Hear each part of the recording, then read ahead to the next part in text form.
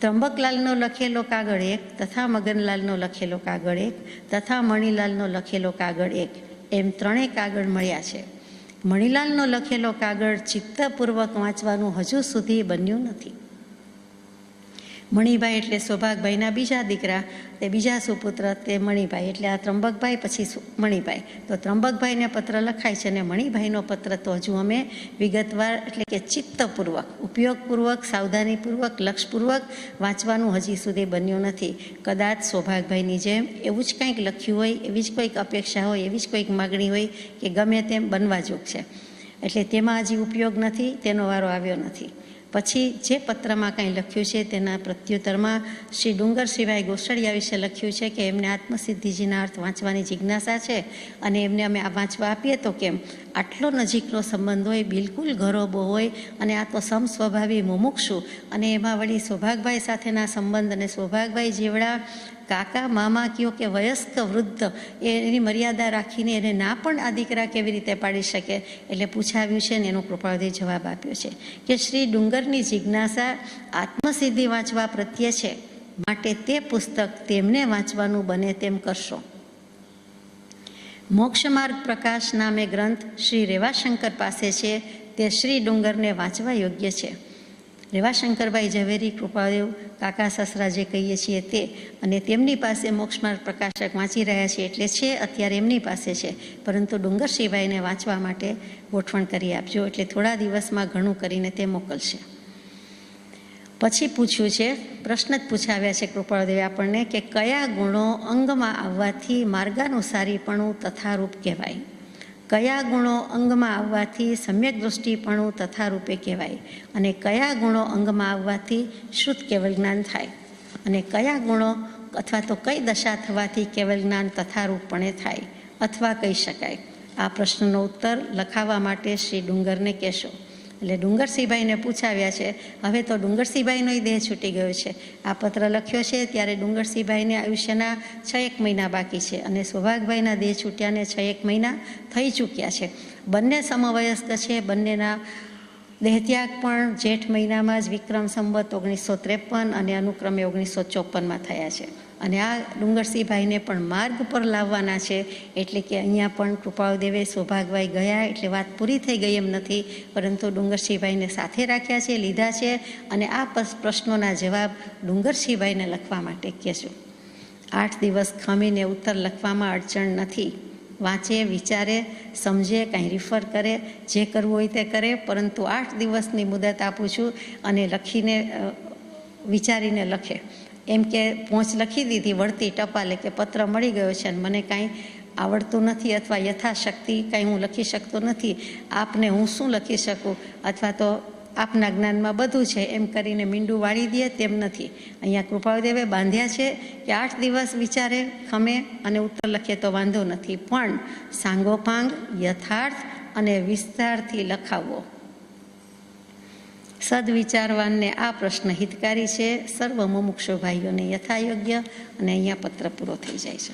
આપણે યથાશક્તિ વાત શરૂ કરીએ છીએ કે પહેલું જ મૂકી દીધું છે, ખેદ નથી કરવાનો, એટલે નેગેટિવ વાત બંધ થઈ ગઈ. પોઝિટિવ શું? તો કે માર્ગાનુસારી જીવ કેવી રીતે થાય. એટલે કે એકડા માંડતા પહેલાં હવે જે બધું આવે છે જુનિયર કેજી ને લોઅર કેજીને, અથવા તો એકડા પહેલાંનું બાળ મંદિરને જે કાંઈ કહેવાય તે, એ જે પ્રિલિમિનરી છે, પ્રી પ્રાઇમરી કહેવાતું હશે તે, તો એનું નામ માર્ગાનુસારીપણું. કે જીવ તું માર્ગાનુસારી તો થા, પછી સમ્યક દૃષ્ટિ થાય, પછી શુદ્ધ કેવલ જ્ઞાની થાય, પછી કેવલી થાય, પણ પેલો માર્ગ પર તો આવ, રસ્તા પર તો આવ. સંસારની 4 ગતિના રસ્તા જ દેખાય છે, બીજું કાંઈ દેખાતું નથી. એમાંથી તું મોક્ષ માર્ગ પ્રત્યે પ્રયાણ કર કે પ્રસ્થાન કર. કાંઈક 5મી ગતિ પણ છે કે જ્યાં જવાય. આ સિવાયનો પણ કાંઈક રસ્તો છે, સારો છે, ટૂંકો છે, સુગમ છે, અને એ રસ્તાના દેનારા કેનારા બેઠા છે. આ કાળમાં મોક્ષ દુર્લભ નથી, મોક્ષ દાતા દુર્લભ છે. સદગુરુદેવની મોટી ખોટ છે, સત્સંગ કે સત્પુરુષ કે સદુપદેષ્ટા નથી, બાકી મોક્ષે જઈ શકાય તેવું છે, એમ કૃપાદેવ વારંવાર કહે છે. તો અહીંયા પણ માર્ગાનુસારીપણુંની વાત છે કે કયા ગુણો અંગમાં આવવાથી, એટલે કે શાસ્ત્રમાં, પુસ્તકમાં નહીં, મનમાં નહીં, પણ આપણને અંગીભૂત કરીએ. ઓઢવાનું બાજુમાં પડ્યું હોય પણ ઓઢીએ, અડધું ઓઢીએ, પાવ ઓઢીએ, પોણું ઓઢીએ, આખું ઓઢીએ, એના પર આધાર છે.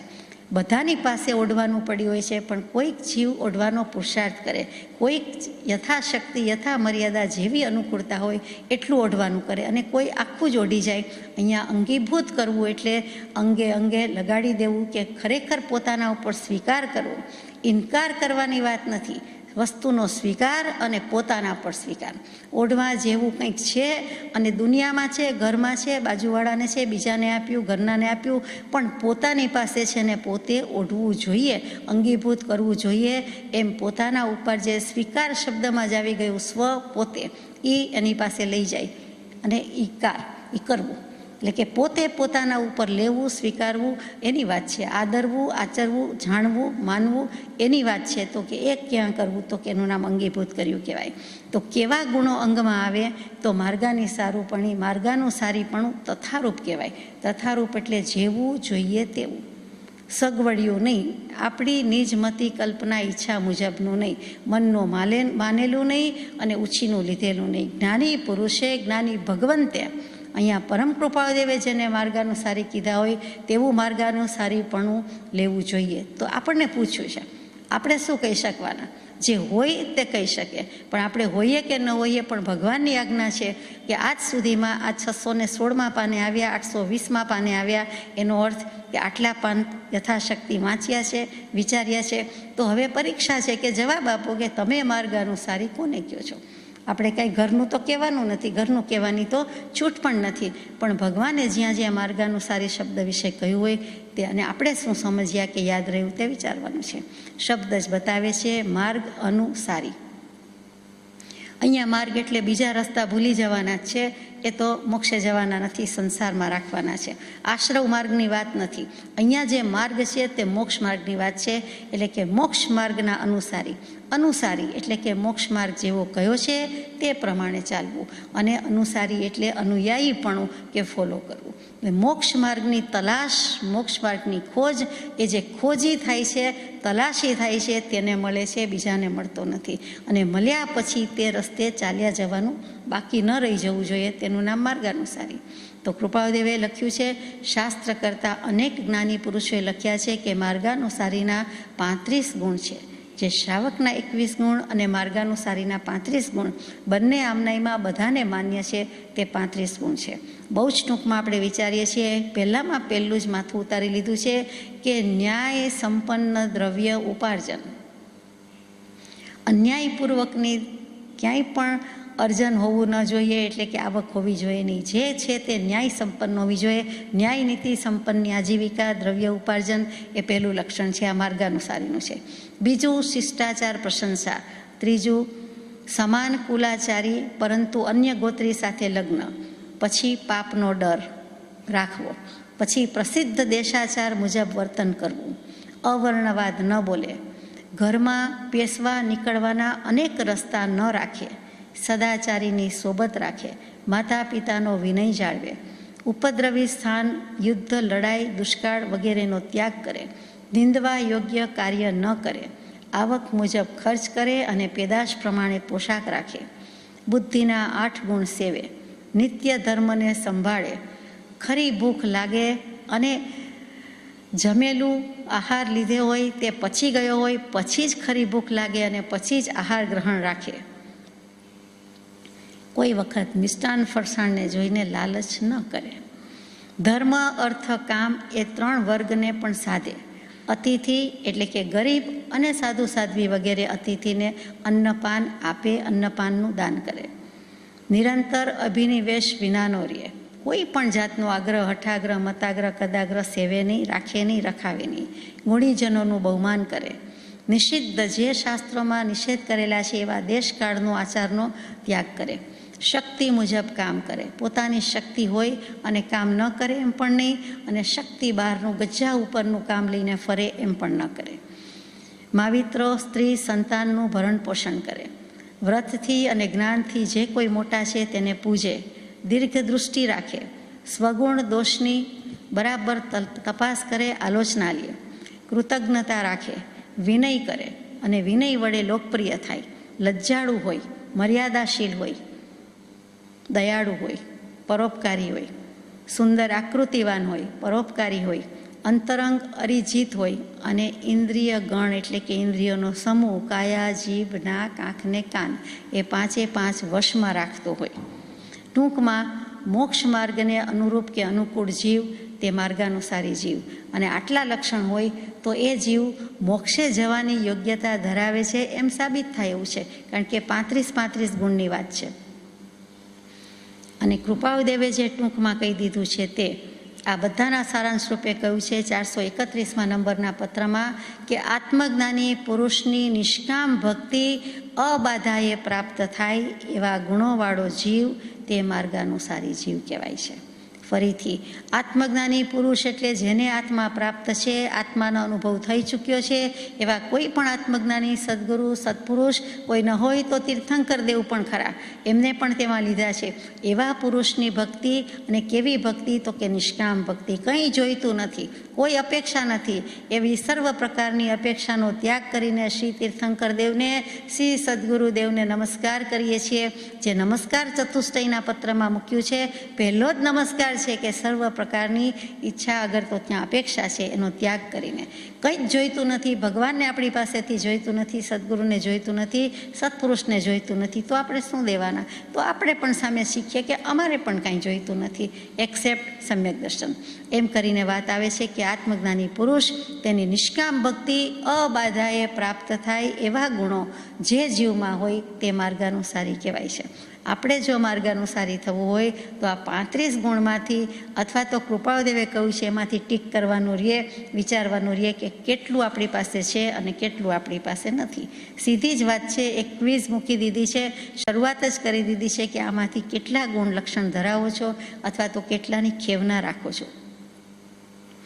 કૃપાળુદેવના જ્ઞાનમાં અગર તો એમના અનુભવમાં, અગર તો એમની અનુભવપૂત જ્ઞાન દૃષ્ટિમાં કબીર સાહેબ, મીરાબાઈ, નરસિંહ મહેતા વગેરેને એમણે કહ્યું છે કે માર્ગાનુસારી હતા, તો મને એમ પ્રશ્ન થાય કે માત્ર માર્ગાનુસારી જ હજુ આટલું બધું હોય, આત્મા ગાયો, આટલો સંસારનો ઉલાળ્યો કર્યો અને તેમ છતાં હજી મોક્ષ નહીં, તો પછી બહુ આપણને દુઃખ લાગે. તો કહ્યું કે ના, માર્ગાનુસારીથી થોડાક આગળ વધ્યા તો આત્માર્થી ગયા. પછી કબીર સાહેબને વળી એથી પણ વિશેષ કહ્યું કે આત્મ અનુભવ સુધી લઈ જાય એવી એમનામાં બધી જ લક્ષણ અને યોગ્યતા પણ હતી. એટલે કે કબીર સાહેબને હજી એમાં મૂક્યા, પરંતુ બીજાને તો આત્માર્થી જ કહી દીધા. એક સમજવા જેવી વાત છે કે કેવી કડક પરીક્ષા છે કે માર્ગાનુસારી હોવું કે તમે કોક દિવસ પણ મોક્ષે જશો એમ કહી દઈએ તો એ પણ સર્ટિફિકેટ છે, ગમે ત્યારે હોય. તો અહીંયા બુકિંગ કરાવી દીધા એવા જીવો કહેવાય તો કે કબીરજી, મીરા અને નરસિંહ મહેતા, આ બધા એમાં આવે. બીજા અનેક હશે, હોઈ શકે છે. છોટમ માટે પણ કૃપાળુદેવે લખ્યું છે કે તેઓ જ્ઞાની પુરુષ હતા, 250મા પત્રમાં એવી છાપ આપી છે. ભોજા ભગતજી વિશે, નિરાંત ભગતજી વિશે પણ એમણે ઘણું સુંદર લખ્યું છે, અભિપ્રાય આપ્યા છે. બનારસીદાસજી વિશે તો સ્પષ્ટ કહી દીધું છે કે એમને પોતાને ખ્યાલમાં છે કે નાટક સમયસર લખતી વખતે અમારી શું દશા છે, અને પોતે અનુભવની નજીકની પણ અનુભવી ચૂક્યા હોય, બીજ જ્ઞાન લઈ લીધું હોય એવી એમની દશા રહી હતી. અને એમણે એક કરાર પણ કર્યો છે, સ્વીકારી પણ લીધું છે કે એવી પ્રતીતિ અમને આ નાટક લખતા અમારું ફાટક ખુલી જાય એવી આ વાત છે. એટલે કે દેહ અને આત્માનું જે દ્વંદ્વ ચાલ્યા કરે છે અનાદિકાળથી, હવે સિગ્નલ મળી ગયું, ગ્રીન સિગ્નલ મળ્યું, મોક્ષે જઈશું. ફીર આવડા નહીં. છેલ્લે બનારસીદાસજીએ તો છેલ્લી ઘડીએ દેહત્યાગ વખતે કહી દીધું. કોઈને એમ થાય કે એમનો જીવ ક્યાંક ગૂંચવાય છે, મૂંઝાય છે, દેહત્યાગ થતો નથી, પણ એમને વાછા ગુમાવી દીધી હતી. માંડ ઇશારાથી કોઈને સમજાવ્યું એટલે પાટી પેન કે પેન પેન્સિલ આવ્યા અને પછી આ 350-400 વર્ષ પહેલાંની વાત અને લખી દીધું કે ફેર આવણા નહીં, રાજસ્થાની ભાષામાં, કે ફરી અમારે આવવું નથી, અમારો જીવ કોઈ પાસે નથી. 9 બાળકો ગુમાવી દીધા છે, આટલો ત્યાગ વૈરાગ્ય છે, અને અત્યારે કોઈ જ નથી પાસે. એટલે કે બીજા બધા મુમુક્ષુઓ છે, ઘરના છે, એની ના નથી, પરંતુ કોઈ પોતાનું દુઃખ લઈ શકતું નથી, કોઈ સાથે આવી શકતું નથી. આટલા વૈરાગ્ય પ્રચુર ભાવ છે, વિતરાગતાની નજીક છે. અને પછી એમાં કોઈ એમ કે પૈસા મૂકો એટલે એમનો જીવ દેહત્યાગ જાય, એટલે પૈસાની પોટલી બટવો બાંધીને લાવ્યા. તો કે અમને આનું કાંઈ ખપ નથી, જરૂર નથી, અમારે ફરી હવે આવવાનું નથી. એટલી ખુમારી હતી, આત્માની પ્રતીતિ હતી. તો આપણે આગળ જઈએ કે માર્ગાનુસારીપણું ક્યારે આવ્યું કહેવાય, તો આપણે બહુ જ સાદી ભાષામાં કહી દીધું કે આવા બધા સુલક્ષણ કે ગુણ હોય તો માર્ગાનુસારી જીવ કહેવાય. ત્યાર પછીનું મૂક્યું છે કે કયા ગુણો અંગમાં આવવાથી સમ્યક દૃષ્ટિપણું તથારૂપે કહેવાય. તથારૂપ છે, શાસ્ત્રમાં કીધેલું ઉછીનું એમ નહીં. સત્પુરુષ પરમ કૃપાળુદેવ માગે છે, કહે છે, એમને જે અભિપ્રેત છે એ જે એમને સંમત કરે છે એવું શું છે? તો કે એવું સમ્યક દર્શન છે. તો કે શાસ્ત્રની વ્યાખ્યા પ્રમાણે પણ આપણે શું કહી શકીએ? તો કે જે ઉપદેશાયમાં જ મૂક્યું છે કે સાચા દેવ, સાચા ગુરુ, સાચા ધર્મનું ઓળખાણ હોવું તે સમ્યક્ત્વ છે.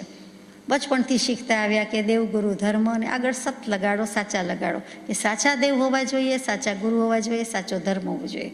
ગુરુ સાચા હોય તો સાચો દેવ અને સાચો ધર્મ મળશે જ. સદગુરુ પદ મેં સમાત હે, અરહંતાદિ પદ સર્વ, તાતે સદગુરુ ચરણ કો ઉપાસો તજી ગર્વ. તો ગુરુ કેવા? જેની ગ્રંથિ છેદાઈ ગઈ છે તે ગુરુ. જે ગુરુ એમ કહે કે હા અમને આત્મ અનુભવ છે, અમને આત્મદર્શન છે, અમને આત્મ પ્રતીતિ છે, ખોટું બોલાય નહીં. હોય તો નિષેધવાની જરૂર નથી, ન હોય તો માની લેવાની જરૂર નથી, કેવડાવવાની જરૂર નથી. અને જે ગુરુ એમ કહે છે તેની ગ્રંથિ છેદાઈ ગઈ છે, ગ્રંથિ ભેદ થઈ ગયો છે, આત્માનો સ્વાદ ચાખ્યો છે અને આત્મજ્ઞાનની પ્રાપ્તિ છે. પછી કહે છે કે આત્મજ્ઞાન ત્યાં મુનિપણું તે સાચા ગુરુ હોય. એવા કોઈ ગુરુ કે જેની આંતરંગ ગ્રંથિ છેદાઈ ગઈ છે, ગાંઠ ભેદાઈ ગઈ છે, તેવો પુરુષ મળે તો ઘણું ખરું કામ થાય, ખરેખરું કામ થાય. કૃપાળુદેવનો શબ્દસહ કહેવાય છે કે ખરેખરું કામ થાય.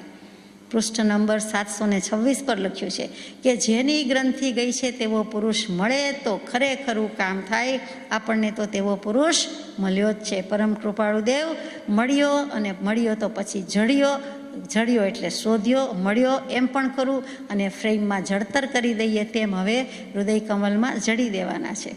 વળી કૃપાળુદેવ જ પ્રકાશે છે કે તેના સમાગમમાં રહે તો વિશેષ કલ્યાણ થાય. તો પછી બાકી શું રહ્યું? સત્પુરુષ મળે, એનો યોગ મળે, એનો જોગ મળે, એનો સ્વીકાર થાય, એમાં પ્રતીતિ હોય, એમાં શ્રદ્ધા હોય, તો પછી અને પછી અહો સત્પુરુષના વચનામૃત મુદ્રા સત્સમાગમ, અને એનો સત્સમાગમ હોય તો પછી કલ્યાણી કલ્યાણ, વિશેષ કલ્યાણ જ થાય, એમાં નવાઈ નથી. પછી આપણે સમ્યક દશાના 5 લક્ષણની વાત ઘણીવાર વાંચી સાંભળી કે શમ, સંવેગ, નિર્વેદ, અનુકંપા, આસ્થા. આ 5 લક્ષણ જેનામાં હોય તેને સમ્યક દૃષ્ટિ જીવ કહેવામાં આવે છે, તેને પરિણત આત્મા કહેવામાં આવે છે. એનાથી એ ઓળખાય છે. આપણે આપણી જાત ઉપર પણ જેમ યોગ દૃષ્ટિ સમુચ્ચયમાં કીધેલી 8 યોગ દૃષ્ટિ આત્મદશા માપક થર્મોમીટર છે કે મૂકી જોઈએ કે આ દૃષ્ટિમાં આપણે છીએ કે કેમ, આ દોષ ગયો, આ ગુણ પ્રગટ્યો તો તે દૃષ્ટિમાં છીએ. એવી જ રીતે કૃપાળુદેવે અહીંયા પણ કહી દીધું છે કે આ પ્રમાણે આ 5 લક્ષણમાં આપણે ક્યાંય આવીએ છીએ. બંને આમનાયના શ્વેતાંબર, દિગંબર આમનાય કે કોઈ પણ ગચ્છમત સંપ્રદાયને સર્વાનુમતે યુનેનિમસલી માન્ય છે તેવા 5 લક્ષણ છે. આમાં મતભેદ નથી કે શમ, સંવેગ, નિર્વેદ, અનુકંપા, આસ્થા. આ 5 લક્ષણ 135માં મૂક્યા, બીજે પણ ઘણી જગ્યાએ મૂક્યા છે. આપણે જાણીએ છીએ કે લક્ષણ શું છે, છતાં આપણે પહેલાં બીજી વાત લઈએ, પછી એ લક્ષણની વાત લઈએ. પહેલાં સાચા પુરુષનું ઓળખાણ થાય તો પછી જ આ 4 ગુણ પ્રગટે. સમ, સંવેગ, નિર્વેદ, અનુકંપા, આસ્થામાં પણ સાચા પુરુષનું ઓળખાણ કે પ્રતીતિ થાય તો જ બાકીના બીજા 4 ગુણ પ્રગટે. જેમ જેમ સત્પુરુષનું ઓળખાણ થાય તેમ તેમ અનંતાનું બંધી ધ્રુજે, એ મોડા પડે, મંદ પડે, અને પછી જ ભલે મિથ્યાત્વ વડે પણ મિથ્યાત્વ જાય છે. એટલે કે પહેલું પાયો શું છે? તો કે પહેલું સદગુરુનું, સત્પુરુષનું ઓળખાણ. જેમ ઓળખાણ પડશે તેમ જ અનંતાનુબંધીની પકડ ઢીલી થશે, અથવા તો ઉપશમ થશે, અથવા તો ક્ષય થશે. એટલે પહેલાં સાચા પુરુષનું ઓળખાણ થાય, પછી આ 4 ગુણ આવે. વેદાંત દર્શનમાં ષટ સંપત્તિ મૂકી. એ ષટ સંપત્તિ 6 સંપત્તિ કઈ મૂકી છે? તો કે શમ, દમ, તિતિક્ષા, ઉપરતિ, શ્રદ્ધા અને સમાધાન. શમ, ત્યાં પણ વિષયનું અને કષાયનું ઉપશમન આવ્યું. દમ, ઇન્દ્રિયોનું દમન આવ્યું. ઉપરતિ એટલે વિષયો પ્રત્યેથી અને બીજા કેટલાક આગ્રહોથી ઉપરામતા, ઉપરતિ પામી જવું, ઉપરાંઠા થવું, પરાંગમુખ થવું કે મારે નથી જોઈતી હઠ આગ્રહ, જીદ હતી આજ સુધી, હવે નથી જોઈતી. પછી તિતિક્ષા એટલે સહનશીલતા, સમતા, સમભાવ એ પણ એક સહનશીલતાની બેન કે ગુણ છે. એ મિથ્યાત્વ સાથેની સમતા એટલે ખોટી સમતા કહેવાય છે. એ જ વસ્તુ જો સમ્યક દર્શન સાથેની સમતા હોય તો ખરી સમતા કહેવાય છે, જેની મોટાભાગે ખોટ હોય છે. પછી શ્રદ્ધા, કે કોઈ પણ પુરુષની શ્રદ્ધા, એમાં સત્પુરુષની શ્રદ્ધા કીધી. બીજાને માનનારો જીવ પણ એમ જ કહેવાનો કે અમને અમારા ઈષ્ટદેવની શ્રદ્ધા છે, અમારા ઈષ્ટદેવીની શ્રદ્ધા છે. એને પણ શ્રદ્ધા કહેવાય. પણ શ્રદ્ધામાં 3 પ્રકાર છે. કેટલીક સાત્વિકી હોય, કેટલીક રાજસી હોય, કેટલીક તામસી હોય. કેટલાક દેવદેવીને પૂજતા, ઉપાસના આરાધના કરતા આપણે તેવા જ થવાનો પ્રયત્ન કરીએ છીએ, તો ત્યાં રાજસી અને તામસી શ્રદ્ધા છે. અને સત્પુરુષને જો માન્ય કર્યા હશે, સતની પાસે લઈ જતી હશે, તો એ શ્રદ્ધાને સાત્વિકી શ્રદ્ધા કહેવાય છે. રસકસવાળી, આત્માના આસ્વાદને અનુભવ આવે એવી શ્રદ્ધા છે, અને તેનું નામ સાચી શ્રદ્ધા, ખરી શ્રદ્ધા. અને છેલ્લું જે વેદાંતમાં મૂક્યું, સમાધાન. અને જીન દર્શનમાં, આત્મસિદ્ધિજીમાં 6 દર્શન સમાય છે, એમાં કૃપાળદેવે મૂક્યું તે 5 ઉત્તરથી થયું સમાધાન સર્વાંગ. સમજો મોક્ષ ઉપાય તો ઉદય સદભાગ્ય. એટલે બે કોઈ વ્યક્તિને કે વસ્તુનો કોન્ફ્લિક્ટ હોય અને સમાધાન થાય, નિવેડો નિરાકરણ ઉકેલ આવે, એ પણ કહેવાય. અને સાથે સાથે દેહ આત્માના ઝઘડામાં પણ આપણને સમાધિ આવે, શાંતિ લાગે. હવે કોલાહલ શમી ગયો લાગે, ત્રિવિધ તાપનો કોલાહલ ગયો લાગે, આત્માની સ્વસ્થતા અનુભવાય, પરિણામની સ્થિરતા આવે, તો એ પણ એક સમાધિ છે અને એ પણ એક સમાધાન છે. તો આ રીતે આ બધા ગુણોમાંથી આપણી પાસે કેટલા ગુણ છે, અને તો સમ્યક દર્શન કહેવાય અથવા તો સમ્યક દર્શન આવી શકે, આવ્યું છે, અધૂરું છે, કયો ગુણ ખૂટે છે, વગેરે વગેરે વાત આપણે વિચારવાની છે. આત્મસિદ્ધિજીમાં તો ચોખ્ખું જ કહી દીધું, સ્વચ્છંદ મત આગ્રહ તજી વર્તે સદગુરુ લક્ષ. પછીની લીટી તો સહેલી છે, સ્વીકાર જ કરવાનો છે. સંકેત તેને બાકીયું કારણ ગણી પ્રત્યક્ષ. સદગુરુ સત્પુરુષનું ઉત્કૃષ્ટ નિમિત્ત મળ્યું, અને એને કારણે ઉપાદાન જાગૃત થઈ ગયેલું હશે ને કારણ મળ્યું કે ગમે તેમ, પણ તો એ સમ્યક દર્શનની સિદ્ધિ કરી દીધી.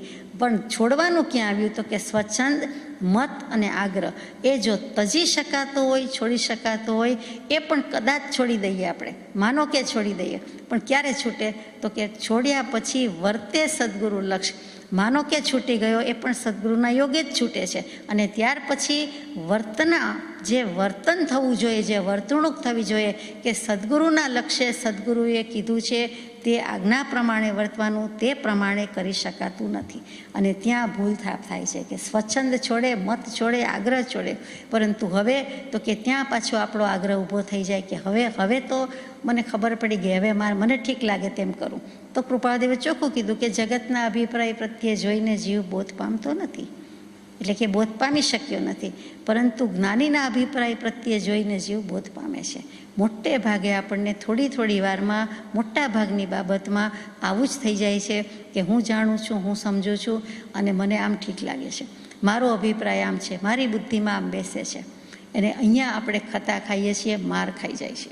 અહીંયા આટલી જ ભૂલ થઈ જાય છે. પણ સમ્યક દર્શન પ્રાપ્ત કરવામાં આપણી ન્યોછાવરી કે કુરબાની હોવી જોઈએ સત્પુરુષ પરમ પુરુષ પ્રત્યેની, એ નથી. અને નથી એટલે સમ્યક દર્શન નથી. અને જો ન્યોછાવરી કુરબાની આવે તો તરત જ ખાલી થઈ જાય છે કે હું તો કાંઈ જ નથી, આપ જેમ કહો તેમ, અને આપની આજ્ઞા પ્રમાણે જ, બીજો નહીં, બીજી નહીં, બીજું નહીં, આપને આપ એક જ. એક બુદ્ધિ આવી જાય, એક નિશ્ચિત આવી જાય, એકલવ્ય જેવું થઈ જાય, તો પછી તેનું કામ થઈ જાય છે. એ જ આત્મસિદ્ધિજીમાં આગળ પણ ફરમાવ્યું કે મતદર્શન આગ્રહ તજી વર્તે સદગુરુ લક્ષ. પહેલામાં પણ વર્તે સદગુરુ લક્ષ, આમાં પણ વર્તે સદગુરુ લક્ષ. લહે શુદ્ધ સમકીત તે જેમાં ભેદ ન પક્ષ. આ 2 વખત કહી દીધું કે અહીંયા સમ્યક દર્શન રહેલું છે. બાકી હતું તો 6 પદની દેશનામાં કહ્યું કે સમકીત અહીંયા રહે છે. આત્મા છે, એની પ્રતીતિ છે, બધા આત્મા છે, હું આત્મા છું, પણ આત્માનું અસ્તિત્વ છે, એ ભાવભાષણ છે, એ જો થાય તો કહેવાય કે સમ્યક દર્શન છે. અસ્તિત્વની સાથે નિત્યત્વની પ્રતીતિ જાય છે પહેલાં 2 પદમાં. આમ તો એક જ પદમાં બધું કહી દીધું, બહુ કહ્યો તો 2 પદમાં. આત્મા છે, આત્મા નિત્ય છે. પછી અકર્તૃત્વને, અભોક્તૃત્વને, મોક્ષના ઉપાયને બધું પાછળ ચાલ્યું આવે છે. પણ પહેલાં બીજા અંગમાં, પહેલાં બીજા પદમાં બધું કહી દીધું. એ જો અંગમાં હોય તો અસ્તિત્વ નિત્યત્વની પ્રતીતિ કે ભાષણ થયું તો સમ્યક દર્શન જરૂર છે. અને એટલા માટે કૃપાળદેવ કહે છે કે ચેક કરો, ચકાસો, તપાસો. પહેલાં તો એમ વિચારો કે આ ભાવ શું કહેવા માગે છે, આ શબ્દોને શું અપીલ કરવાનું છે, આ શબ્દોમાં કેટલું સામર્થ્ય રહેલું છે. અહો સત્પુરુષના વચનામૃત કહીએ છીએ. વચન જેમ તેમ નથી, જીન પ્રવચન લઈને આવેલા છે. એ વચન જીન પ્રવચન જ છે. અને જીન પ્રવચન કરતા તીર્થંકર દેવ મહાવીર પ્રભુ પાસેથી લઈને આવેલા છે. એટલે એ ભૂલવા જેવું નથી કે આમાં માર્ગ આપી દીધો છે. પછી ચેક કરવાનું છે તો કે પોતાની પરિણતિ કેવી છે. તો એ પણ કહે છે કે 4થા ગુણસ્થાનકે એટલે કે સમ્યક દર્શન હોય તો ઉદયથી શુભાશુભ વ્યવહાર કરશે. બધો શુભાશુભ વ્યવહાર કરવો પડશે, કરશે. કારણ કે એવો ઉદય છે અને એવા કર્મો છે, એવો લોકવ્યવહાર છે અને ના છૂટકે જરાય માન્ય નથી, પ્રતીતિ છે જ નહીં, અશ્રદ્ધા છે, તેમ છતાં કરવો પડે છે. કેમ કે લોકસમૂહ કે લોકસંગ ભજવો ગમતો નથી અને તજવો બનતો નથી. ત્યાં સુધી શુભાશુભ વ્યવહાર કરશે, પણ પરિણતિથી એનો શુદ્ધ વ્યવહાર છે. આ પણ વિચારવા જેવું છે. એની પરિણતિમાં વ્યવહાર શુદ્ધ જ છે, એની માન્યતામાં, એના અભિપ્રાયમાં વ્યવહાર શુદ્ધ જ છે, પણ ઉદય એવો છે કે ઉદય વશાત એ શુભાશુભ વ્યવહાર કરે છે. એ પણ વિચારવા જેવું છે. કૃપાળુદેવનું તો જ્વલંત દૃષ્ટાંત છે. એમાં અશુભ વ્યવહાર છે પણ નહીં, આપણે સમજવા માટે આપણા માટે કહીએ છીએ. પણ જગત જેને અશુભ કહે છે કે આ ત્યાગ નથી, કે બાહ્ય ત્યાગ નથી, કે વિરતિ નથી, તો એ અપેક્ષાએ તેને આપણે અશુભ કહીએ છીએ. બાકી તો સમ્યક દર્શન પછીનો બધો જ વ્યવહાર શુભ જ છે અને પરિણતિથી તો શુદ્ધ જ છે. એટલે તો સમ્યક દૃષ્ટિને બંધાબંધ અબંધ કયો કે કેટલાક કર્મો હવે એ બાંધતો જ નથી. તો 13મા ગુણસ્થાનક એ કહેતા હોઈએ કે પ્રથમ સમયે બંધ, બીજે સમયે વેદે, ત્રીજે સમયે નિર્જરે, તો શું સમ્યક દૃષ્ટિ ચોથા ગુણસ્થાનકને બંધ ન હોય? અર્થાત અનંતાનુબંધીની ચોકડી તો ન જ હોય. અનંતાનુબંધીનો ક્ષય થઈ ગયો છે. બીજો કોઈ નહીં જેવો બંધ હોય, ક્ષણિક બંધ હોય, થોડા સમય પૂરતો હોય, હળવો બંધ હોય, શિથિલ બંધ હોય, પણ અનંતાનુબંધી તો એ ન જ બાંધે, એના પર ચોકડી આવી ગઈ છે. એ વિચારવાનું છે.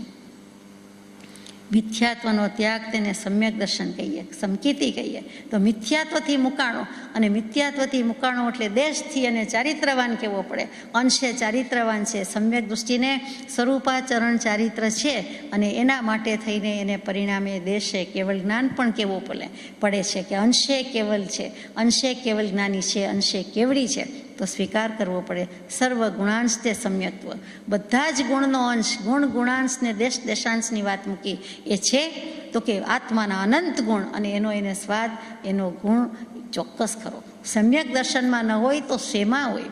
સર્વ ગુણનો અંશ એમાં જ રહેલો છે અને એનું નામ સમ્યક્ત્વ 95મા પત્રમાં કૃપાળુદેવે ચોખ્ખું મૂકી દીધું, ટાઇટલમાં મૂક્યું. સમ્યક દૃષ્ટિ વિચારે કે પોતાને આ રુચિ પ્રગટી છે કે નહીં. શાસ્ત્રોમાં કઈ, કૃપાળુદેવે કઈ 10 રુચિ કહી છે કે નિસર્ગ રુચિ, જન્મજાત સ્વાભાવિક પોતાની મેળે જ કોઈને કોઈ કારણે રુચિ પ્રગટી જાય. જન્મથી ન હોય તો થોડા વર્ષ પછી હોય, પણ કોઈના કહેવાથી નહીં, પણ સ્વાભાવિક પૂર્વ સંસ્કારથી નૈસર્ગિક રીતે નેચરલ કોર્સમાં સ્વભાવગત એને રુચિ પ્રગટે. ઉપદેશની રુચિ થાય, જ્ઞાનની રુચિ થાય, સૂત્રની રુચિ થાય, અર્થની રુચિ થાય, અભિગમની રુચિ થાય, સંક્ષેપમાં શીખવાની રુચિ થાય, વિસ્તારથી શીખવાની રુચિ થાય, ક્રિયા કરીને અનુષ્ઠાન કરીને જાણી કરી લેવાની રુચિ થાય, અને છેલ્લે એનું પરિણામ તો કે ધર્મ રુચિ. વસ્તુનો સ્વભાવ તે તેનો ધર્મ, અને એને લાગે, સમજાય કે આ જ વસ્તુનું સ્વરૂપ, આ જ પદાર્થનું સ્વરૂપ, અને આ જ મારો ધર્મ, આ જ આત્મધર્મ. હું જેને આજ સુધી અનાદિકાળથી ધર્મ માનતો હતો, આ ભાવમાં પણ હું જેને ધર્મ કહેતો હતો, એ તો કર્મ જ ઉપાર્જીને ભટકવાનું થાય છે. જન ધર્મ કહી કર્મ ઉપાર્જી મટકે, અટકે ભટકે, તે મોક્ષ મૂર્તિ સમ સદગુરુ મળતા અટકે. એવા કોઈક સદગુરુ મળે અને પછી આપણું આ બધું અટકવાનું બને, વિરામ પામે. હે જીવ, આ ક્લેશરૂપ સંસાર થકી વિરામ પામ. સંસાર ક્લેશમય ક્યારેક જ લાગે, ન ચાલે, હંમેશ લાગવો જોઈએ. શાતાવેદનીના પ્રસંગમાં પણ સંસારનું સ્વરૂપ ક્લેશમય જ જેણે દીઠું છે તે જ્ઞાની પુરુષોને ફરીથી નમસ્કાર છે. આપણે 10 રુચિ પછી ઘણીવાર કહીએ કે ધર્મની રુચિ છે. રુચિ બોલતા એ વિચાર થાય, રુચિ કરતાં સમ્યક દર્શન કહી દીધું છે કે તો સમ્યક દર્શન છે એવી રુચિ છે. આપણે કહીએ કે શાસ્ત્ર વાંચવાની રુચિ, ભક્તિની રુચિ, અમને વાંચવું ગમે ને અમને અભ્યાસ કરવો ગમે, અધ્યયન કરવું ગમે, એટલે પછી ગમેની બદલે રુચિ કહીએ. એમ ચાલે બાલે નહીં. ભગવાન કહે છે કે રુચિ કહેતા સમ્યક દર્શન છે. કઈ રુચિ છે? 10 રુચિ છે, એમાંથી કઈ રુચિ છે? રુચિ બોલતા પણ હવે વિચાર થાય, અને જો રુચિ નામ પાડ્યું હોય તો બહુ વિચાર થાય. પછી 5 લક્ષણ: સમ, સંવેગ, નિર્વેદ, અનુકંપા, આસ્થા. શ્રમ કહેતા બીજું કાંઈ નથી, ઉપશમ. ઉપશમ કહેતા પારમાર્થિક અકશાયીપણ. પરમાર્થથી કોઈ કશાય ભાવ નહીં, કશાયનું ઉપશમન છે. એટલે કે અપરાધી એવો શત્રુ હોય, દુશ્મન હોય, એનું પણ ચિત્તમાં અંતરંગ પરિણામ તો શુદ્ધ જ રાખે, એનું માઠું ચિંતવે નહીં. એને સુધારવા માટે કદાચ માઠું લાગે તેવા વચન બોલે કે શીખવાડે કે કહે કે ક્રિયા કરાવે, પરંતુ એનું ક્યારેય માઠું કે બુરું તો ચિંતવી શકે જ નહીં. ખાનગીમાં કયો, ભગવાન લખીને દે તો પણ જો સમ્યક દર્શન હોય તો બુરું માઠું ચિંતવી શકે જ નહીં. ભગવાનને પણ કહેવાનો પ્રસંગ પડી જાય કે આપે જ તો શીખ્યું છે, માઠું બુરું મારે અશુભ થોડું ચિંતન કરાય. એવી વાત, એવી કુમારીની વાત છે કે એટલું કશાયની ઉપશાંતતા છે કે જેથી કરીને દુશ્મનને પણ તે જીવની પ્રતીતિ આવી જાય, પોતે એનું માઠું બુરું તો ન જ ચિંતવે કે ન જ ઈચ્છે. બીજું સંવેગ. સમ્યક પ્રકારે બધી બાજુથી વેગમાં ઘોડો જાય, તેજીમાં જાય, વેગીલો જાય. ક્યાં? તો કે મોક્ષ માર્ગ પ્રત્યે, સ્ટોક માર્કેટમાં નહીં. એટલે સંવેગ એકાંત શુદ્ધ પરમાત્મા સ્વરૂપ અને પરમાત્માના સુખની જ જેને અભિલાષા છે, એ જ એક અપેક્ષા આશા નથી પણ અભિલાષ છે. એટલે એ જ જોઈએ છે, એ જ રુચિ છે, એક માત્ર મોક્ષની જ ઝૂરણા છે, બીજું કાંઈ નથી જોતું. એટલે તેને તે જ એનું નામ સંવેગ છે. તેની પાછળ જ જાય છે. બીજી બધી જ પ્રાયોરિટી, કોઈ એક જ પ્રાયોરિટી છે. પ્રાયોરિટી હોય તો પહેલી, બીજી, પાંચમી, 10મી થાય. આમાં બીજી કોઈ પ્રાયોરિટી જ નથી. આત્માથી સૌહીન, આત્માની જ પ્રાયોરિટી છે. તેનું નામ સંવેગ ભાવ છે. ત્યાર પછી નિર્વેદ. સંસારથી બિલકુલ ઉદાસીન અને તીવ્ર ઉદ્વિગ્નતા જેને કહીએ, જે ગઈકાલે ખેદની વાત કરતા હતા, એટલો બધો ખેદ, એટલો બધો ઉદ્વેગ, એ તીવ્રતા પકડે છે, તેને પણ નિર્વેદ કહેવાય છે. અનુકંપા. પ્રાણી માત્રની દયા. શું કામ દયા આવે છે? એ બિચારું છે એટલે નહીં, એ મારા જેવો જ આત્મા છે. સર્વાત્મમાં સમદૃષ્ટિ દો. કીડી બિચારી, મકોડો બિચારો, જંતુ બિચારું, ત્યાં આપણને મનુષ્યત્વનું અભિમાન છે. એવી પર્યાયમાં, એવા અભિમાનમાં ભગવાન જવા ન દે. હું તો પ્રગટ બનું પરમાત્મા, એ વખતે ભાવ એકમાત્ર આત્માનો જ ઘટે છે. હું પણ આત્મા છું, એ પણ આત્મા છે. એમ જે ભાવ છે તેને સર્વાત્મામાં સમદૃષ્ટિ કહીએ. તો અહીંયા તો જીવજંતુ પ્રાણીની દયા, સાથે સાથે આપણા જેવા હોય તે સગાવાલા કહીએ, ઘરના કહીએ કે મુમુક્ષુજનો કહીએ, એ પણ આત્મા જ છે. અને એના પ્રત્યે પણ એવી જ અનુકંપા છે. આત્મપ્રદેશો કંપી ઉઠે છે, આંદોલિત થઈ જાય છે, તે પણ અનુકંપા છે. એ પોતાની દયા ખાવા માટે આત્માની જ દયા ખાવાની છે.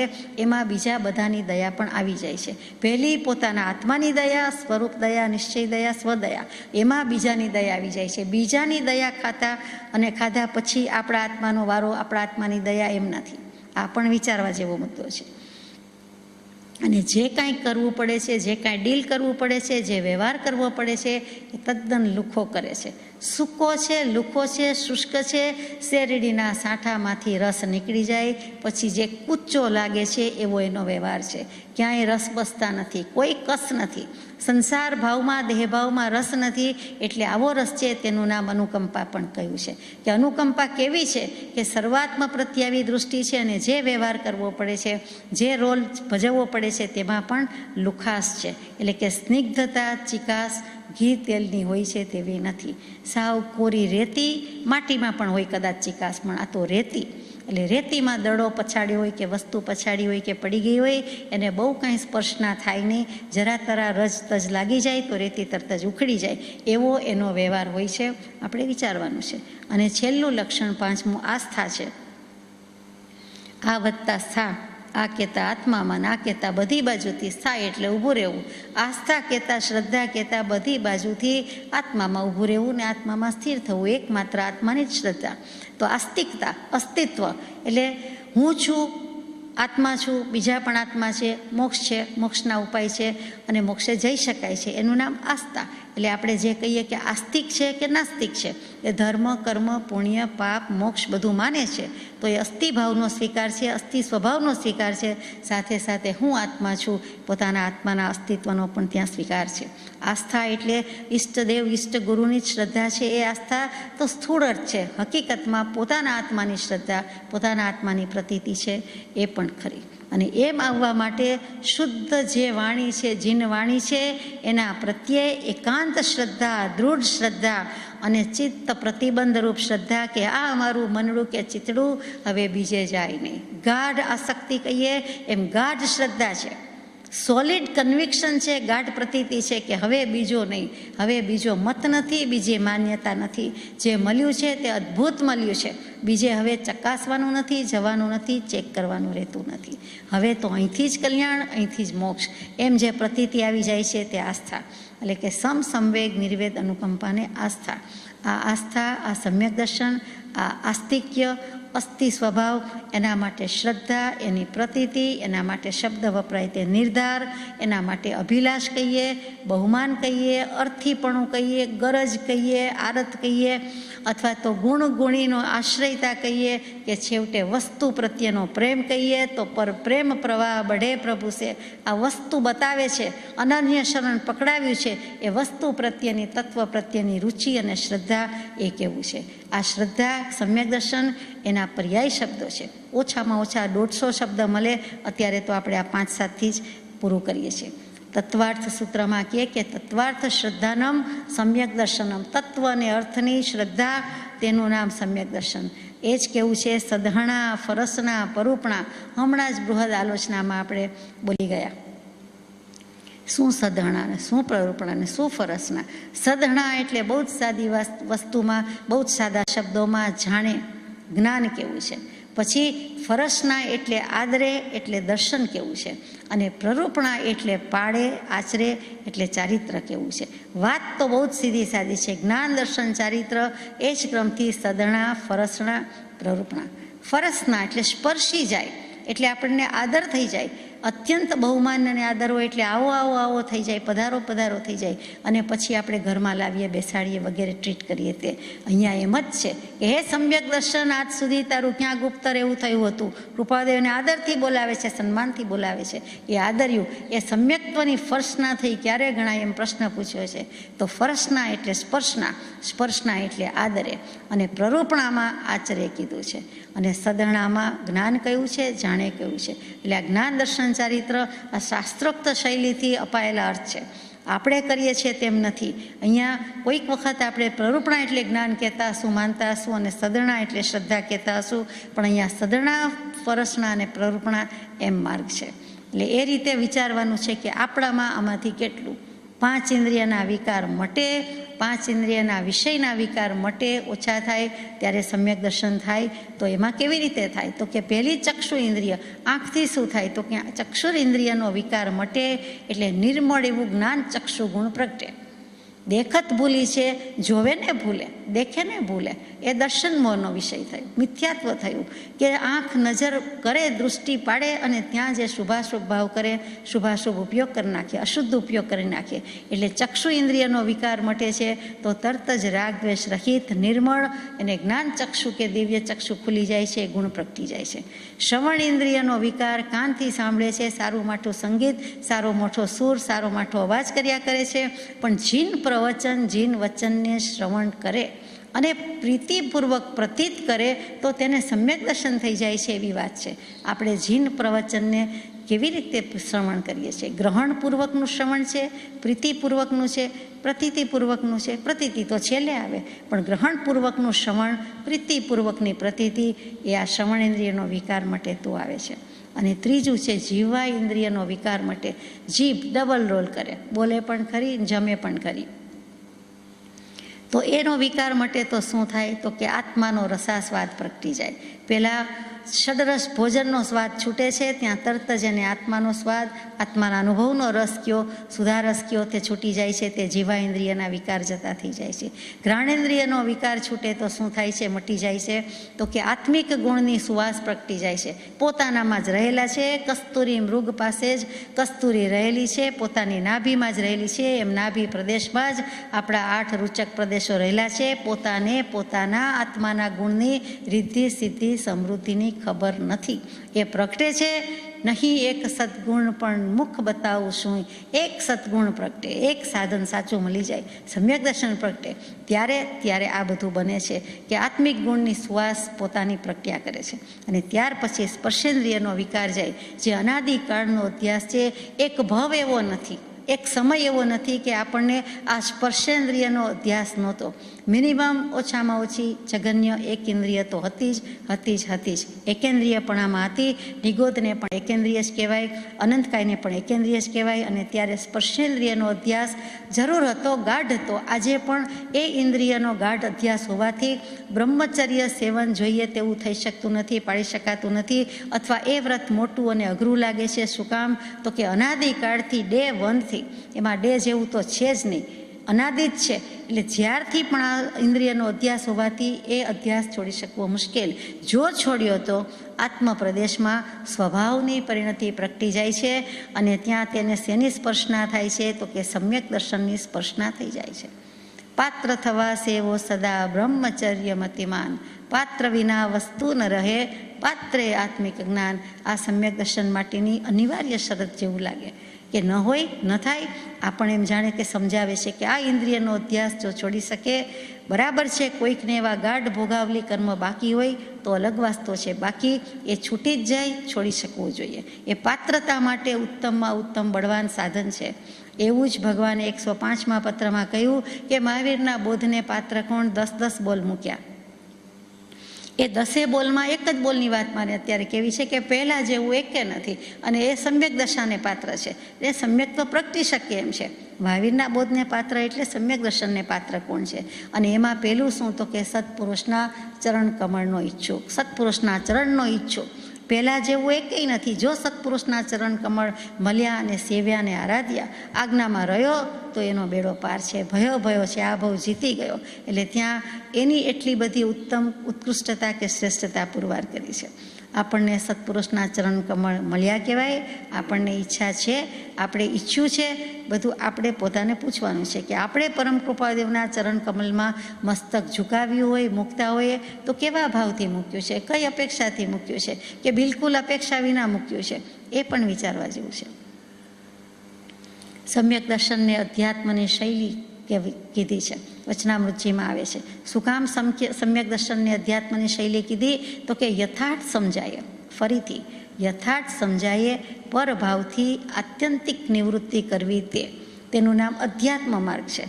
તો બિલકુલ સિદ્ધિ તો જ્યારે સિદ્ધ દશામાં જવાનું થાય ત્યારે થાય, કેવલ જ્ઞાન થાય ત્યારે થાય. તો કેવલ જ્ઞાન પછી પણ 4 અઘાતી કર્મ તો બાકી રહ્યા. એટલી નિવૃત્તિ ન થાય તો કાંઈ નહીં, પણ જેટલી નિવૃત્તિ થાય તેટલા સમ્યક અંશ પ્રગટે છે. તો આપણને યથાર્થ સમજાયું હોય તો નિશ્ચલ સમાધિ રહેવી જોઈએ. સમ્યક દૃષ્ટિને સહેજે સમાધિ રહે છે, સહજ સમાધિ કઈ છે તો એ સમાધિ રહે છે, એ પણ વિચારવાનું છે. આ પરભાવથી આત્યંતિક નિવૃત્તિ નથી, પણ થોડા સમય પૂરતી નિવૃત્તિ થઈ છે. થોડા સમય માટે, એક સમય માટે, થોડાક સમય માટે, 1 સેકન્ડ માટે કે મર્યાદિત સમય માટે પણ સ્વભાવનું ભાન થયું તો પછી સ્વભાવનું ભાન થતાં તૂટે કર્મની સંતતિ. 769-771માં પત્રમાં કૃપાળુદેવે 3 પ્રકારના સમ્યક દર્શન મૂક્યા. એના સારાંશ રૂપે બંને વસ્તુ સાથે લઈએ છીએ કે વધારે ક્ષોભક્ષમ ન હોય અને આપણને કદાચ ઊંડી વાત ન સમજાય, કદાચ એ વિચારવાનો, સમજવાનો, વાંચવાનો પુરુષાર્થ પણ ન કરતા હોઈએ અને પછી એમ થાય કે ભક્તિ કરીએ તો મોક્ષ ન થાય. ભક્તિથી એ મોક્ષ છે, અભણનો મોક્ષ થાય, બધાથી મોક્ષ છે. પણ કોને ભક્તિ કહેવી, કોને જ્ઞાન કહેવું અને કોને અભણ કહેવા અને કોને ભણેલા કહેવા, ત્યાં ભૂલ થઈ જાય છે. તો કૃપાદેવે મૂક્યું છે કે માત્ર સાચા અંતરંગ ભાવથી તીર્થંકરની અને તેમના ઉપદેશેલા માર્ગની પ્રતીતિથી સમકિત કહ્યું છે. તો આપણને એવી પ્રતીતિ તો છે એમ જ લાગે ને, આપણે વગર જોઈએ, વગર વિચારી, આંખ મીચીને કહી દઈએ કે આપણે એવી પ્રતીતિ તો રાખીએ જ છીએ ને કે માત્ર સાચા અંતરંગ ભાવથી. જ્યારે પદ ગાઈએ રાજચંદ્ર સાચા ભગવાન, નિત્ય ભજો અંતરના ભાવથી, નિત્ય ભજો અંતરના પ્રેમથી. સમ્યક દૃષ્ટિ ગાય ત્યારે ખરું, કારણ કે માત્ર સાચા અંતરંગ ભાવથી છે. સામાન્ય કહી દઈએ તે ન ચાલે. તો એ જે તીર્થંકર દેવની પ્રતીતિ છે, તેમના ઉપદેશેલા માર્ગની એટલે કેવલી પ્રરૂપિત ધર્મની પ્રતીતિ છે અને તેનાથી જો સમકિત કહેવાતું હોય તો એવું સમ્યક દર્શન લગભગ બધા માને છે કે એવું સમ્યક દર્શન તો આપણને કહેવાય. પણ ત્યાં કૃપાળુદેવ ધીમેકથી કહે છે કે તીર્થંકર સાચા પુરુષ છે, સાચા મોક્ષ માર્ગના ઉપદેષ્ટા છે. જેમ કહે છે તેમ જ મોક્ષ માર્ગ છે. એવી પ્રતીતિથી, એવી રુચિથી, શ્રી તીર્થંકરના આશ્રયથી અને નિશ્ચયથી સમકિત કહ્યું છે. માત્ર કહી દીધું એટલે થાય બાય નહીં, વેમમાં રહેવા જેવું નથી કે સાચા પુરુષ છે, પણ સાચા પુરુષ છે એમ જ મોક્ષ માર્ગ છે તો બીજે ફાંફા શું કામ મારીએ છીએ, બીજાને કેમ કહીએ પૂછીએ છીએ. એમ જ મોક્ષ માર્ગ છે તો એ જ રસ્તે મંડી પડતા કેમ નથી, એ જ આજ્ઞામાં રહેતા કેમ નથી, આપણે આપણી જાતને પૂછવાનું છે. એવી પ્રતીતિ હોય, સોલિડ કન્વિક્શન હોય તો એને બીજું ખપે જ શું, એને જરૂર જ નથી. પેટ ભરાઈ ગયું તો પછી એ ભૂખ્યા હોય એવો દાવો કરે કે ભૂખ્યા હોય એમ કહી શકે કે પેટ ભરેલું છે, સંતોષ છે. તો એ વિચારવાનું છે કે એવી પ્રતીતિ, એટલું જ નહીં એવી રુચિ. પ્રતીતિ રુચિ પછી તીર્થંકર દેવ કે બીજા તીર્થંકર મહાવીર સ્વામી જેવા પરમ કૃપાળુ દેવ થયા તે તો કે એનો આશ્રય લીધો છે તો આપણે કહીએ કે ભગવાન તમારે આશ્રય પડ્યા છીએ. તો આશ્રય લીધો હોય એટલે આશરો લીધો હોય, શરણે પડ્યા હોય, એને કહેવું હોય કે હું કાંઈ જ નથી, હું કાંઈ જ જાણતો નથી, મારું અસ્તિત્વ આપના થકી જ છે. આપે આત્મા બતાવ્યો, આપ્યો, આત્માથી સૌ હીન છે એમ હું માનું ત્યારે ખરો. હવે તમારે ઓટલે, તમારે શરણે, તમારા પગમાં છું, તમારા પગમાં પડ્યો છું. હવે તમે જેમ કહો તેમ. ગરીબ ગાય જેવો કે બકરી જેવો હોય એવું તો થતું નથી. તો ત્યાં સુધી આપણને સમ્યક દર્શન કેવી રીતે હોય? તીર્થંકરના આશ્રયથી અને પછી પાછો નિશ્ચય કયો. આશ્રય અને નિશ્ચય ભેગો જ લીધો છે. જો આ બે થઈ ગયું તો એ થયા પછીથી કરવું બાકી શું રહે? એમ પદ્મનંદી મુનિની આલોચનામાં આવે કે જો નિશ્ચય તારો અને આશ્રય તારો કર્યા પછીથી બાકી શું રહે? આમ અહીંયા આપણને બાંધી દીધા છે ચાર વસ્તુથી કે જેવો તીર્થંકરે મોક્ષ માર્ગ ઉપદેશ્યો છે એવો જ સદગુરુદેવે ઉપદેશ્યો છે. એ જ સદગુરુદેવે પાછું એ પત્રમાં મારા પરમ કૃપાળુ દેવે માર્ગ ઉપદેશ્યો છે એમ પણ લખી દીધું છે. કૃપાળુ દેવે આપણે વાંચતા નથી અથવા તો જરા આઉટ ઓફ સાઇટ જાય છે. એટલે તેમના શરણમાં પડ્યા તો તીર્થંકર દેવ બીજા મહાવીરના શરણમાં જ પડ્યા. હવે તારો આશરો ને તારો નિશ્ચય તો આપણો બેડો પાર છે. અને જેમ પરમ કૃપાળુ કહે છે તેમ જ મોક્ષ માર્ગ છે. આ શબ્દ સહ કહેવાય છે. તેવી સુવિચારણા પણ ગૌણતાએ જીવાજીવનું જ જ્ઞાન છે. પછી સ્પષ્ટ વિસ્તાર સહિત જીવાજીવનું જ્ઞાન તો થાય જ છે. ગૌણતાએ મુખ્યપણે ભલે દેહાત્માનો વિવેક થાય ત્યારે, આત્માનો અનુભવ થાય ત્યારે સમ્યક દર્શન, નિશ્ચય સમ્યક દર્શન. પણ તે પહેલાં તો કે આ પ્રતીતિ અને શ્રદ્ધા જોઈએ. દેવોના ડગાવ્યા ડગીએ નહીં એવી શ્રદ્ધા હોય ત્યારે થાય છે. આપણે તો એક નાની વાતમાં કહી દે ચાલો ને હવે માથું મૂકી દો ને અહીંયાય મૂક્યું ને અહીંયાય મૂક્યું, અહીંયાય માનો ને ત્યાંય માનો, આમેય કરો ને તેમેય કરો, તો એનો કાંઈ મેળ પડે નહીં. એક એટલે એક, એમાં બીજું કાંઈ નહીં. અને એવી સુવિચારણા, આત્મજ્ઞાનની 7 ભૂમિકામાં બીજી ભૂમિકા સુવિચારણા. જ્યાં પ્રગટે સુવિચારણા ત્યાં પ્રગટે નિજ જ્ઞાન, જે જ્ઞાન ક્ષય મોહ થઈ પામે પદ નિર્વાણ. તો એ જીવાજીવનું જ્ઞાન, આત્માનો અનુભવ થવા માટે પહેલું સમ્યક દર્શન પણ જોઈએ છે. પહેલું બીજાનું કારણ છે. વ્યવહાર સંકેત નિશ્ચય સંકેતનું કારણ છે. માટે એને વ્યવહાર સંકેત કહ્યું જાય છે. વ્યવહાર સંકેતમાં ગમે તેવી શ્રદ્ધા હોય પણ જ્યાં સુધી અનુભવ નથી, જ્યાં સુધી દર્શન મોહનો ક્ષય અગર ઉપશમ કર્યો નથી, જ્યાં સુધી અનંતાનુબંધીને ક્ષય ઉપશમ કે ક્ષયોપશમ કર્યો નથી, ત્યાં સુધી અવસ્થા તો મિથ્યાત્વની જ છે. કહેવું જ પડે. એને વ્યવહાર સંકેત નામનું જેને દર્શન હોય તેને જ્ઞાની કહી શકાતા નથી. આ નામનું દર્શન છે. કેવા પૂરતું છે? સમખાવા પૂરતું છે કે નામ પૂરતું છે કે નામ છે? વ્યવહાર સંકેત છે તે વ્યવહાર સંકેત નામ ધરાવે છે. કેમ કે નિશ્ચય સંકેતનું કારણ હોવાથી તેને કહ્યું જાય છે. અવસ્થા એ વખતની સ્ટેજ તો એ મિથ્યાત્વનું જ છે. એ પણ યાદ રાખવા જેવું છે. બંને બાજુથી કૃપાળુદેવે આપણને લીધેલા છે. એ જ કૃપાળુદેવ કહે છે કે જો સમ્યક દર્શન હોય અને ખરેખર સાચું હોય તો એવા સમ્યક દર્શનને ખરેખરું વિચારે તો 9મે સમયે કેવલ જ્ઞાન પણ થઈ જાય.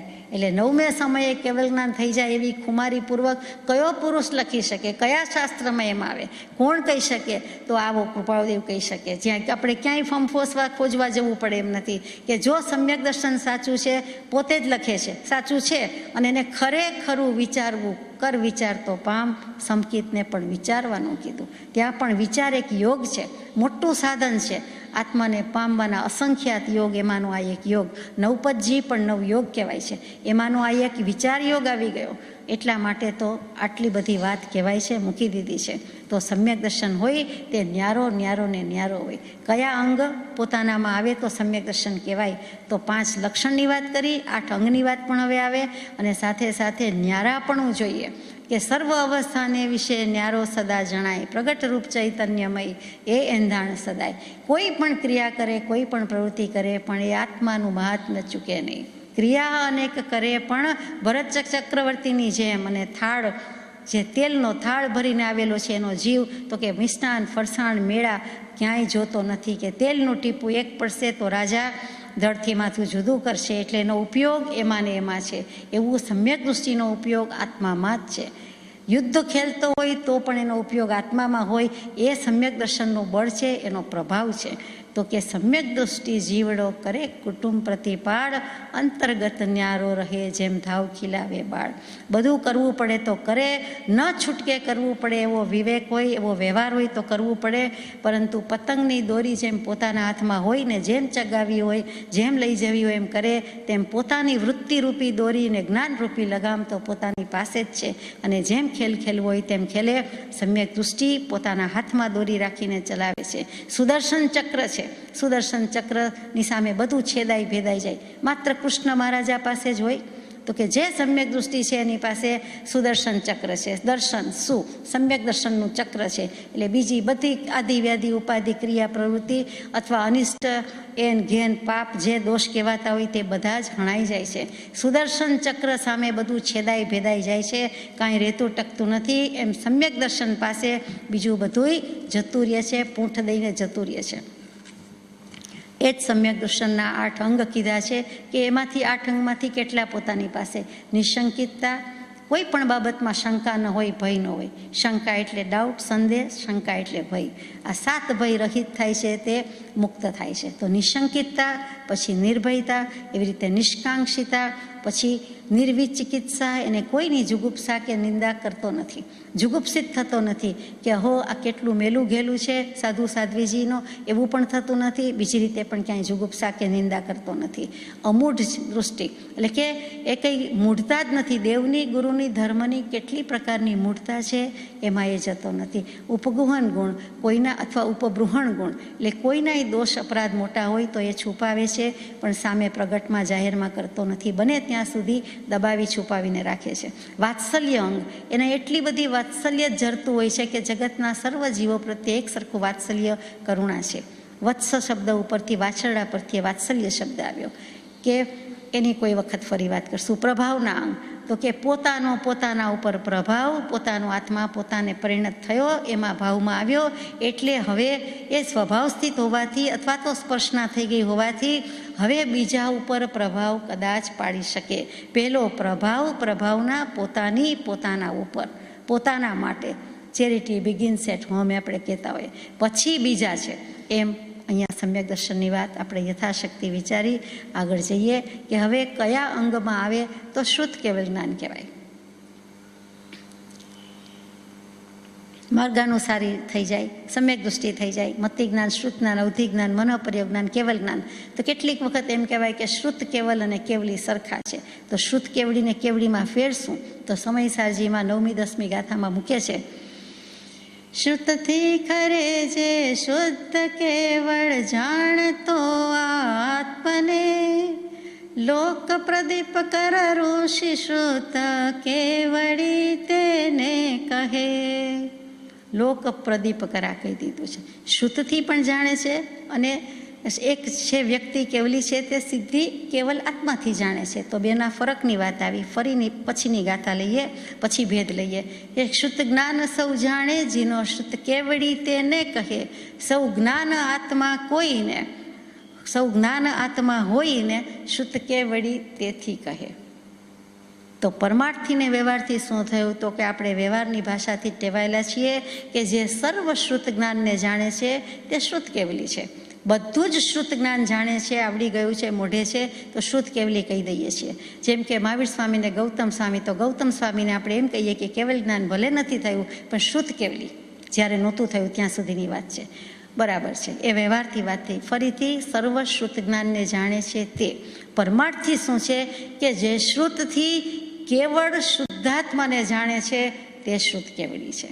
શ્રુત થોડું કે જાજુ કે બધું કેમ આવતું નથી. Nothing but knowledge, nothing but full of knowledge, nothing but pure knowledge જે કહીએ તે કેવળ, માત્ર, ફક્ત, સિર્ફ, ઓનલી. અને શું જાણે છે? પોતે જે છે તે શુદ્ધાત્મા છે, શુદ્ધાત્મા દ્રવ્ય છે અને એને જાણી લીધું તેને આપણે શુદ્ધ કેવડી કહીએ છીએ. તો શુદ્ધ જ્ઞાન અને કેવલ જ્ઞાનમાં ફરક શું? મહાવીર સ્વામી જેવા મહાવીર પ્રભુ ગૌતમ પ્રભુને કહે છે ત્યારે ગૌતમ સ્વામી નથી, કેવલી નથી માટે, પણ શુદ્ધ કેવલી છે કે હે ગૌતમ, હું સર્વજ્ઞ છું, તું બધું જાણે છે, તું બધા જવાબ આપી શકે એમ છે, બધું જ બરોબર છે, પરંતુ કેવલ શુદ્ધ કેવલ તે શુદ્ધ કેવલ ને કેવલ તે કેવલ. હું આત્માથી વેરી ડિરેક્ટ જાણું છું, જણાઈ જાય છે, જ્ઞાનમાં જડાહડા થઈ જાય છે જ્યારે તું શ્રુતથી જાણે છે. આટલો મોટો ફરક છે. આ દેખીતો સમજાય તેવી ભાષામાં આપણે વાત કરી. શાસ્ત્રોક્ત રીતે આ પ્રમાણે મૂકે છે કે કેવળ જ્ઞાન માત્ર સ્વપર્યાયથી જ સર્વદ્રવ્ય પર્યાયના રાશિના પ્રમાણ જેટલું છે. ફરીથી, માત્ર સ્વપર્યાયથી જ સર્વદ્રવ્ય પર્યાયના રાશિના એટલે ઢગલાબંધ પ્રમાણ જેટલું છે. શુદ્ધ જ્ઞાન સ્વ અને પર પર્યાય બંને મળીને સર્વદ્રવ્ય પર્યાયના રાશિ પ્રમાણ જેટલું છે. તો દેખીતી રીતે એમ લાગે કે કેવળ જ્ઞાન કરતાં શુદ્ધ જ્ઞાન અધિક, પણ શુદ્ધ જ્ઞાન જાણે છે પણ સ્વ અને પર પર્યાય બંને ભેગી કરીને અને કેવલી એને માત્ર સ્વ પર્યાય કીધી છે અને છતાં પણ બંનેને સમાનતા કીધી, પણ છતાં આટલો ભેદ પણ કીધો. બંને ભલે જાણતા હોય છતાં આટલો ભેદ છે. કેવલી વધુ જાણે, માત્ર સ્વ પર્યાયથી જાણે છે, અને શુદ્ધ જ્ઞાન એ સ્વ અને પર બંને પર્યાય ભેગી કરો ત્યારે બંનેનું પ્રમાણ પ્રપોર્શન સરખું થાય છે, ત્યારે બંનેનો સરવાળો સરખો થાય છે. કહેવાનું તાત્પર્ય એમ છે કે કેવલ જ્ઞાન છે તે સર્વદ્રવ્ય પર્યાયના રાશિ તુલ્ય છે. શુદ્ધ જ્ઞાન છે તે સર્વદ્રવ્ય પર્યાયના અનંતમાં ભાગને જ માત્ર જાણે છે. શુદ્ધ જ્ઞાનનો દરિયો તો ઘણો મોટો છે, સ્વપર્યાયને પરપર્યાય કીધી એટલે, પણ એમાંથી જાણે કેટલું? તો કે જેટલું કેવલી પ્રભુ જાણે છે તે જે ઢગલો છે જ્ઞાનનો એના અનંતમાં ભાગને જાણે છે. આ પણ બહુ વિચારણીય મુદ્દો છે. અત્યારે આપણને એટલું અભિપ્રેત નથી, પણ શુદ્ધ જ્ઞાન કેવલ જ્ઞાનની વાત આવી એટલે કહીએ કે શુદ્ધ કેવલ જેવી તેવી વાત નથી. શુદ્ધ કેવલી થતાં વાર લાગતી પણ નથી. શુદ્ધ કેવલી છે તે જ ભવે કેવલી થઈ પણ શકે છે. તેમ છતાં આ વાત કીધી છે કે સમાનતાય છે અને વિશેષતાય છે. બીજી ભગવતીજી સૂત્રમાં એક વાત આવે, બહુ અગત્યની વાત છે કે છદ્મસ્થ કીધા છે શુદ્ધ કેવલીને. કેવલ જ્ઞાનીને સર્વજ્ઞ કયા, શુદ્ધ કેવલીને છદ્મસ્થમાં લીધા. તો કે સમગ્ર ભાવથી સાક્ષાત્કાર સ્વરૂપે વેરી ડિરેક્ટ જે આપણે કહીએ છીએ તે અનંત પર્યાયાત્મકપણે આ જાણી શકતા નથી. કોણ? તો કે 10 બોલને જાણી શકતા નથી. શુદ્ધ કેવલીની વાત ચાલે છે કે ધર્માસ્તિકાય, અધર્માસ્તિકાય, આકાશાસ્તિકાય, સિદ્ધ, પરમાણુ, શબ્દ, ગંધ, વાત, અમુક વ્યક્તિ જીન થશે કે નહીં, અમુક વ્યક્તિનો મોક્ષ ક્યારે થશે, સિદ્ધ થશે કે નહીં, આ 10 વસ્તુ કેવલી પ્રભુ જાણે પણ શુદ્ધ કેવલી ન જાણે, કેમ કે ત્યાં તેમને છદ્મસ્થ કહી દીધા. એ આ 10 વસ્તુ જાણી શકે નહીં. ધર્માસ્તિકાય, અધર્માસ્તિકાય વગેરે એમને દેખી શકાતું નથી, જોઈ શકાતું નથી. કેવલી પ્રભુ જ પોતાના આત્મપ્રદેશને જોઈ શકે છે, કર્મ પ્રદેશને જોઈ શકે. એ કેવલી પ્રભુ આત્મપ્રદેશને પણ જોઈ શકે, ત્યારે કહી શકે કે મેં આત્મા જોયો છે. ત્યાં સુધી જાણ્યો છે આવે, અનુભવ્યો છે આવે, પણ જોયો અને દેખ્યો તો કેવલ જ્ઞાન વખતે જ આવે છે. જે શુદ્ધ કેવલી એમ કહી શકે નહીં, એમ સમજાય છે.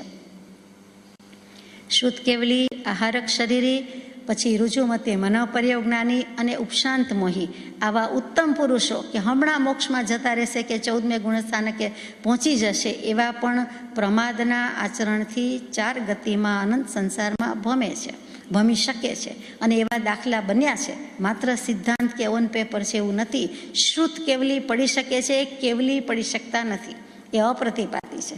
આ મોટો ફરક છે. આહારક શરીરી પણ પડી શકે છે, રુજુમતી મનોપર્યોજ્ઞાની પણ પડી શકે, અને ઉપશાંત મોહી 11મા ગુણસ્થાનકવાળા પણ આપ જાણો છો કે પડી શકે છે. અણુમાત્ર પણ રાગાદિનો સદભાવ વર્તે જેહને, તે સર્વ આગમ ધર ભલે પણ જાણતો નહીં આત્મને. આ પણ સમયસારજીની 201મી ગાથા. કે અણુ માત્ર પણ રાગાદિનો સંસ્પર્શ રહી જાય છે તો એણે આત્મા ન જાણ્યા બરાબર છે. ભગવાન કહે છે કે કેવલ જ્ઞાન કેવી રીતે કહેવાય, એ વસ્તુ તો આજે બાકી રહી જાય એવું જ લાગે છે. કે 431મા પત્રમાં કહે કે આત્મા પણ એ કેવળ ઉજાગર અવસ્થા વર્તે, અર્થાત આત્મા પોતાના સ્વરૂપને વિશે કેવળ જાગૃત હોય ત્યારે તેને કેવલ જ્ઞાન કહેવાય છે. આ કૃપાળદેવની જ વ્યાખ્યાથી સમજીએ છીએ. આપણે તો કેવલ જ્ઞાન એટલે શું કહી દઈએ કે એક હોય, શુદ્ધ હોય, પરિપૂર્ણ હોય, અપ્રતિપાતી હોય, એમ આપણે બધા શબ્દો કહીએ. ઊંચીનું જ્ઞાન આપણે છે તે કહીએ. ભગવાને અનુભવીને કહ્યું કેવલ જ્ઞાન ક્યારે હોય, કેમ હોય, કોને કહો છો? એક સમય, એક પરમાણુ અને એક પ્રદેશનો જેને અનુભવ થાય તેને કેવલ જ્ઞાન કહે છે. કાળ, પદાર્થ અને સમય, આ ત્રણેયનો સૂક્ષ્મમાં સૂક્ષ્મ વિભાગ લઈ લીધો છે.